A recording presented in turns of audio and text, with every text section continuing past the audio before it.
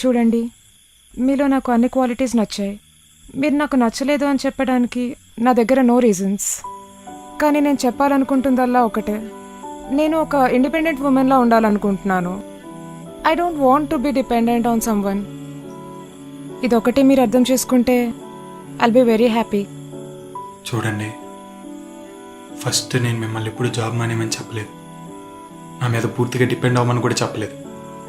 Second, మీరు ఇలా ఇండిపెండెంట్గా లైఫ్ని లీడ్ చేయాలనుకుంటే మనకి ఇంకే పెళ్ళి అవసరం లేదండి. మీరు ఇక్కడ జాబ్ చేస్తూ నేను అక్కడ వ్యవసాయం చేస్తూ నాకు ఏదైనా బాధ వచ్చినా కష్టం వచ్చినా నైట్ బస్ ఎక్కి మార్నింగ్ దిగి మీ దగ్గర షేర్ చేసుకునే బతుకు నాకు వద్దండి. నాకు బాధ వచ్చినా ఆనందం వచ్చినా వెంటనే మీతో షేర్ చేసుకోగలగాలి. వైఫ్ అండ్ హస్బెండ్ అంటే ఇండిపెండెంట్గా బతకడం కాదండి, ఒకరి మీద ఒకరు డిపెండ్ అవుతూ ప్రతి సుఖంలో కష్టంలో ఒకరికొకరు తోడుగా నిలబడటం అండి.